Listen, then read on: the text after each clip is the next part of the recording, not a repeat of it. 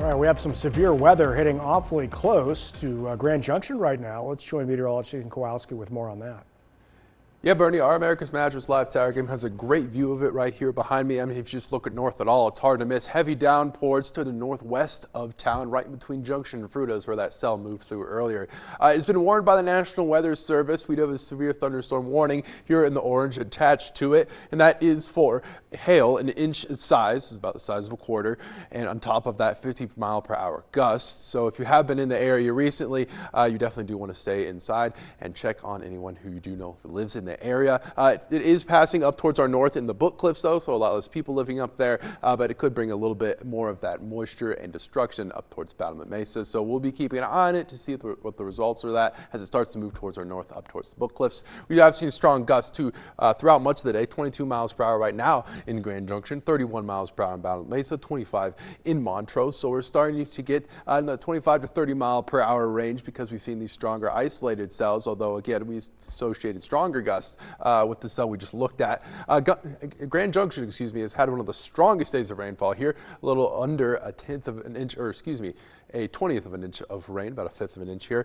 A lot of it, again, you can kind of see this little zone of green right here in between Junction and Fruita has been where a lot of those rainfall showers were, especially earlier on in the day. You can see them very clearly. Aspen too, a little over a 1/5 of an inch of rain. Our temperatures have started to cool down. We're starting below average, 78 right now in Grand Junction.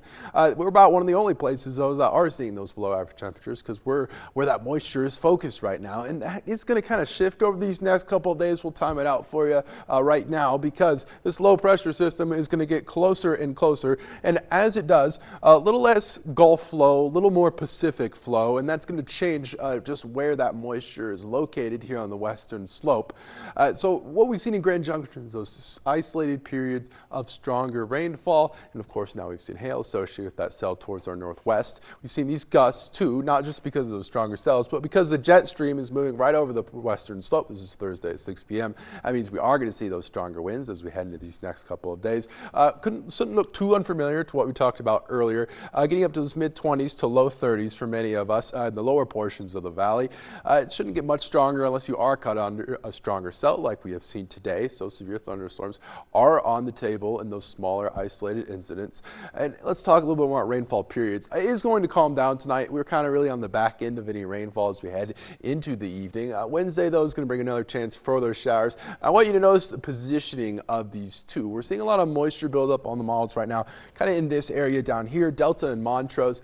Friday in particular, I think is going to be a really big day to watch for this region down here. It's where a lot of those stronger cells are going to be located, although I'm not ruling out rainfall chances for Junction either, and we'll talk more about those. Wednesday evening is going to be the first real wave of moisture. A slight chance of showers throughout the day on Wednesday, but it's going to be the evening hours that we're going to see those strongest chances arrive. They're going to head into Thursday, Friday, going right up again. That's our biggest day of moisture on the western slope.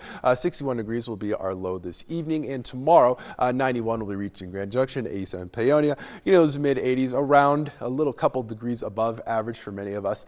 We are going to be keeping an eye on these rainfall chances here because if that low pressure system moves just even a little bit off of where we think it will go, it can really move the direction of those winds, and that would change a lot about what we're going to get here in Junction.